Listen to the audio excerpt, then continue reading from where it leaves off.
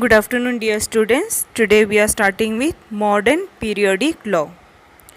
Modern periodic law, it is also known as modern periodic table. Okay. This modern periodic law was put forth by Henry Moseley in the year 1913. He used an X-ray tube to study the fundamental property, that is a basic property of an element. With the help of his study, he proved that the atomic number is a fundamental property of an element. Till now, what we have learned about Mendeleev, Daubeney and Newland, that atomic mass was a fundamental property, right? So here the major correction was made that atomic mass is not the fundamental property, but atomic number is a fundamental property of an element, that is a basic property.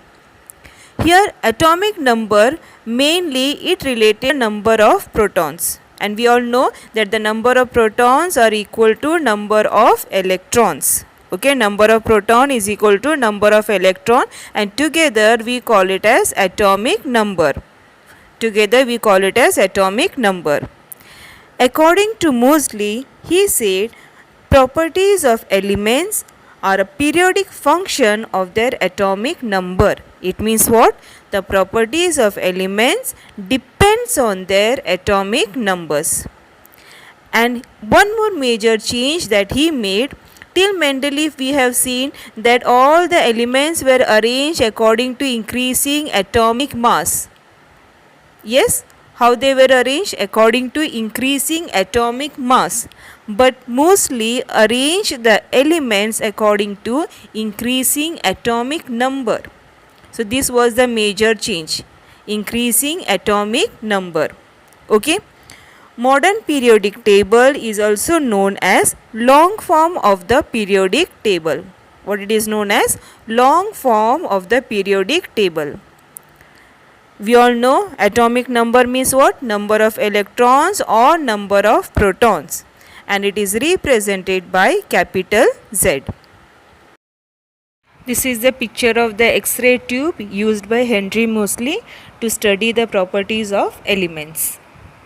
Now let us understand in a easier way what Henry Moseley wanted to say. Okay, the properties of the elements was depending on the atomic number. Now how? Properties means each and every element have two types of property. One is physical property and the second one is chemical property.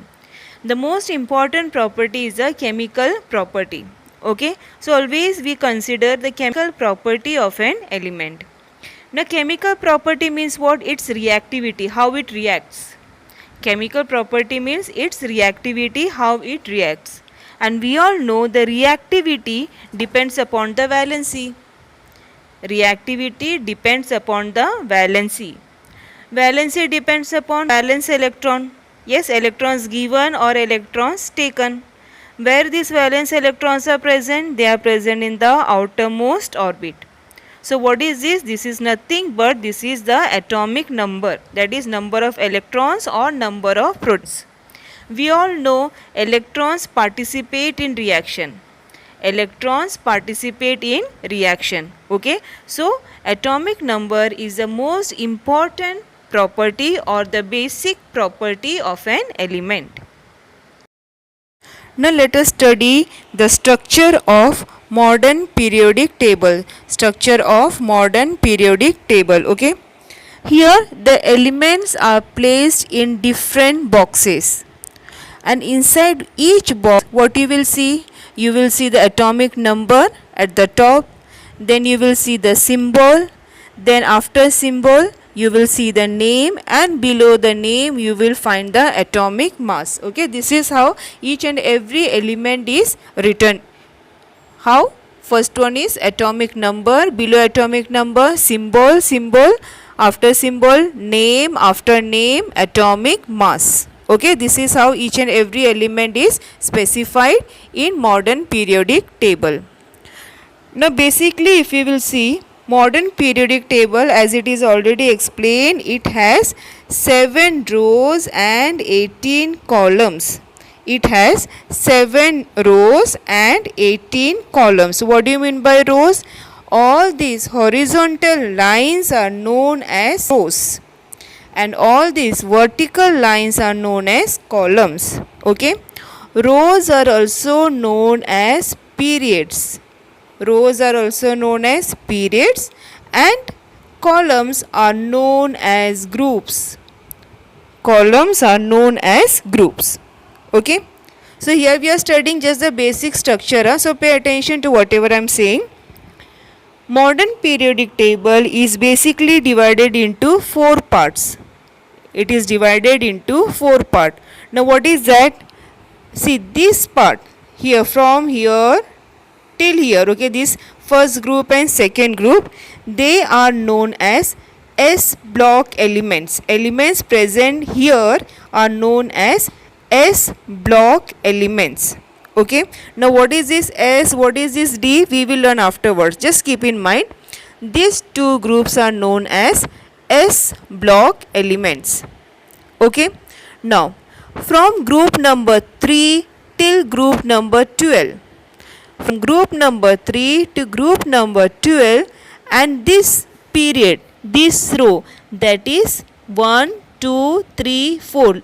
So if I am counting in a proper sequence, this is period 4 5 6 and 7. Okay, 4 5 6 and 7. And if I am saying for group 3 4 5 6 7 8 9 10 11 12. Okay, element belonging to this specific region, they are known as D block elements. What they are known as? D block elements. Okay, now come here. Here you will find from group 13 14 15 16 17 18, and from 1 to 7 period. Okay, this specific area is known as P block. So the elements belonging to this area is known as P block elements. Apart from this, you will find 2 rows over here. You can find 2 rows over here just below the main periodic table. Elements present in this area are known as F block elements. What they are known as? F block elements. Now you will ask me the question that if there are only 7 period, what about the calculation of these 2 period? See children, this 2 period is nothing but the extension of period 6 and period 7. If you will look carefully, okay, here you can see a column. See 57 to 71 is written. What is written? 57 to 71. And where you will find that 57 to 71? Here. Okay, 57, 58 till 71 you will find it here. So this particular line is the extension of the 6th period. This is the extension of 6th period. In the same way, if we will find here in this column 89 to 103. 89 to 103 you will find in the last period. So this is nothing but it is the extension of your 7th period. It is the extension of your 7th period. Okay, so in this way we have only 7 periods. Do not confuse yourself. We have only 7 periods over here. Okay, now why it is placed in this order? So that we can save the space. We can save, as it is said, is a long form of the periodic table. This entire periodic table cannot be accommodated in a single page if we will include these 2 rows here. Clear? If I am including these 2 rows here, if I am extending this row, obviously this page won't be enough. So that this periodic table should fit in one page, we have this sort of arrangement. Understood? So this is nothing but this is the extension of period 6 and period 7. So period 6, the extension here, this is the first one, period 6, and this is the extension of period 7. So in short we have 7 periods and 18 groups. Okay. Now as I said, it is divided into 4 particular blocks. Which are that 4 blocks? They are S block. This is S block. This region is known as D block. This is known as P block. And the last one is known as F block. Next point, elements belonging to S and P block. Elements belonging to S and P block, they are known as normal elements. What they are known as? Normal elements. Okay. Elements belonging to D block, this part, elements belonging to D block, they are known as transition element. What they are known as? Transition element. Element means conversion, elements which are in the state of conversion. Now if you will see, all the elements over here, they are metals. If you will see here, all the elements over here are non-metal. So a transition is taking place from metal to non-metal. Understood? The characters are changing from metal to non-metal. So the characteristic of metal is decreasing and the characteristic of non-metal is increasing. So these elements are known as transition elements. Fine. Now, elements belonging to F block, they are known as inner transition elements. What they are known as? Inner transition. Why transition? Because it is the extension of transition element. Easy to remember. It is the extension of transition element. So, how to remember? Till here I will in short. We have 7 rows and we have 18 columns. 7 rows are known as periods. 18 columns are known as groups. Modern periodic table is basically divided into 4 blocks. What are they? S, D, P and F. Elements belonging to S block and P block are known as normal element. D is known as transition element and F is known as inner transition element. Why they are known as inner transition element? Because it is a continuation of transition elements. It is a continuation of transition elements. In your 10th standard, we have to learn only the normal elements. We do not have transition and inner transition in our syllabus. We have to deal only with normal elements. So it is very much important that you should remember the names of normal elements. If you will ignore this particular part, it's not a part of a major concern. Okay, because it is not there in your portion. So what you have to remember? Most important, if you will learn this, well and good, but most importantly, you have to learn the normal elements. Which are the normal elements? Elements belonging to S and P block. S and P block. Okay. Now just look at this table very carefully. If I will talk about this first row, first period, okay, if I am talking about the first period, I have only 2 elements here, that is hydrogen and helium. So this first period is known as shortest period. What they are known as? Shortest period, because there are only 2 elements. There are only 2 elements, so it is known as shortest period. Okay. Again, if you will go for the second period, if I am going for second period, just count the number of elements: 1, 2, 3, 4, 5, 6, 7, 8. Yes.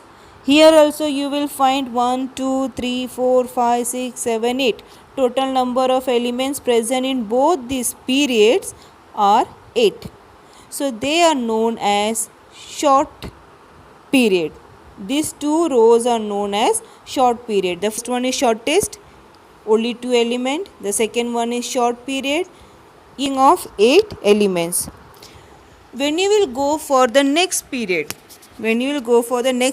that is 4th and 5th, just count 1, 2, 3, 4, 5, 6, 7, 8, 9, 10, 11, 12, 13, 14, 15, 16, 17, 18. So 4th and 5th has 18 elements each. 4th and 5th has 18 elements each. So they are known as long period. Okay. Now come to period 6 and 7. Let me count 1, 2, 3, 4, 5, 6, 7, 8, 9, 10, 11, 12, 13, 14, 15, 16, 17. And here this is the continuation. See, this is the continuation. Here till here 17. 18, 19, 20, 21, 22, 23, 24, 25, 26, 27, 28, 29, 30, 31, 32. It means 6th and 7th period, they have 32 elements each, and hence they are known as longest period. What they are known as? Longest period. So it is very easy to remember. You will have a counting of 2, Then you will have a counting of 8. After 8 you will have 18. After 18 you will have 32. Do you remember this sequence that you have learned this sequence anywhere? This is 2, this is 8, 18 and 32. Do you remember where we have learned this sequence? Do you all remember this column? We have studied this in 9th standard. This is the electronic configuration, that is distribution of electron in different shell. In 9th standard we have learned that there are 4 shell. Which are that 4 shell? They are K, L, M and N. Yes, and with the help of the formula 2 and 2 we came to know what is the maximum capacity of each shell to hold electrons. So this is the maximum number of electron which can be accommodated in the first shell. First shell is known as K shell. N is the number of shell. N is the number of shell. So 2 multiplied by 1 square. 1 means number of shell. This is your first shell. Okay. K is your first shell. L is your second shell. M is your third shell. And N is your fourth shell. So we have studied about 4 shells in 9th standard, that is K, L, M and N. So this is the maximum number of electrons which can be accommodated in each shell. First shell can accommodate 2 electron, second shell it can accommodate 8 electron, third shell 18 and fourth shell it can accommodate 32 electrons. Now here we have studied S, P, D and F. Now what is this S, P, D and F? If K, L, M and N are shell, S, P, D and F are known as subshell. Because here only we are talking about 4 shell, but you have seen we have 7 period. It means that many number of more orbits are present. Okay. So in order to understand that more number of orbits, so here we have only 4 orbit. Shell means what? Orbit. So here we are studying only about 4 orbit. So what about that rest 7 orbit? In order to study that entire 7 orbit, the shells are again divided into subshells. And these subshells are nothing but S, P, D and F. And the elements belonging to these shells are known as S block. The elements belonging to P are known as P block. Elements belonging to D are known as D block, and the elements belonging to F, they are known as F block elements. Okay. Now just have a look over here. Here a structure of atom is shown. See, there are 4 orbits K, L, M and N. Okay. Now K, it is divided into only one. Okay, we do not have any subdivision for K, so we have only S orbit. L has 2 suborbit, that is S and P. So the energy level is L. Energy level is L. It can be subdivided into S and P. So this is not for your syllabus. It is just for your understanding. Okay, it is not there in your syllabus. It is just for your understanding purpose. Now see M. This M can be divided into 3 subshell, that is S, P, D and F. N is divided into 4 subshell, S, P, D and F. So just keep this in mind. If K, L, M and N are shells, S, P, D and F, they are the subshells. Apart from this, I'll just show it over here. See, this is energy level 1, that is the first shell. What is the type of sub-level? S. Okay. Shell number 2, it is divided into 2 sub-level, that is S and P. Shell number 3, it is divided into 3 sub-levels S, P and D. And shell number 4, it is divided into 4 levels, that is S, P, D and F. S, P, D and F. So it is very easy to remember. First shell, only first sub-level, only one. 1:1, 2:2, 3 and 3, 4 and 4. Okay, so just keep in mind K, L, M and N, they are the shell. S, P, D and F, they are the subshell. How to remember? K has only one subshell, that is S. Okay, L has two subshell, so after S you will have P. M has 3, so you will remember it as S, E, D, 3 subshell. N has 4, 4 and 4, so S, P, D, F. So they can be divided into, they can be, it's not compulsory, they should be. Okay, if the electrons are not accommodating in this 4 shell, now for the 5th, 6th and 7th shell, what we can do? We can create a subshell. This is the main purpose, we can create a subshell. Okay, so just remember. So again we were talking about this number 2, 8, 18 and 32. This we are counted in the periodic table. So this is a proof that the modern periodic table is arranged according to the atomic number. Now let us understand some of the important groups here. The first group, except hydrogen, all the elements in first group are metals. All the elements in first group are metals. These metals react with oxygen to form metal oxide. These metals react with oxygen to form metal oxide. Okay. These metal oxide are nothing but they are basic in nature. These metal oxide are basic in nature. For example, we have sodium, sodium plus oxygen, sodium oxide, which is basic in nature. These metal oxides are water soluble, and in 9th standard we have learned that bases which are water soluble are known as alkalis. Bases which are water soluble are known as alkalis. Since the metal oxides are water soluble, this group, that is the first group, are known as alkali metals. Elements belonging to group 1 are known as alkali metals. Why they are known as alkali metal? Because the nature is basic. The nature is basic plus they are water soluble. As they are water soluble, they are known as alkali metals. So keep this in mind. Okay, all the elements belonging in group first are known as alkali metals. Why? Because when these metals react with oxygen, they form metal oxide, and these metal oxides are water soluble. And as they are water soluble, they are known as alkali metals. The second group is known as alkaline earth metals. Again, the property is somewhat the same, but majority of these elements are found in earth's crust.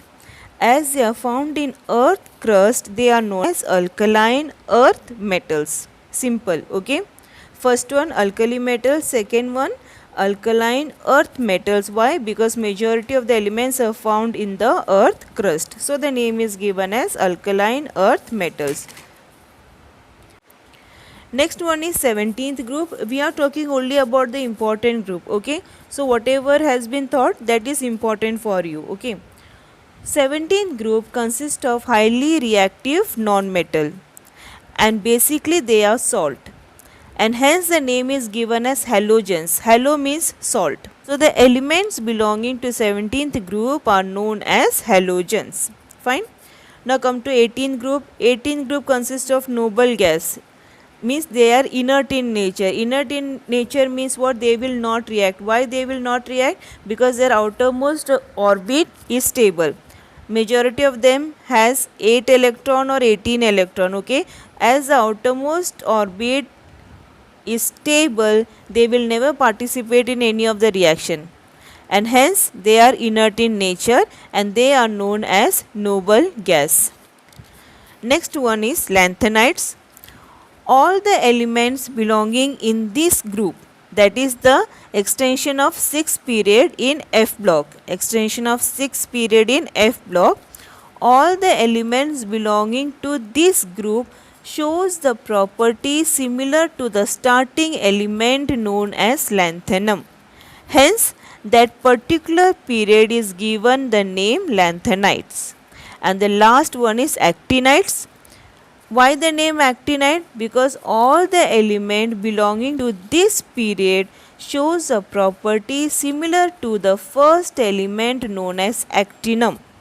Hence, they are named as actinides and they all are radioactive in nature. They all are radioactive in nature. Okay, let me repeat. So, this is the first group. What is this first group known as? They are known as alkalis. The second group, this is the second group. Second group is known as alkaline earth metals.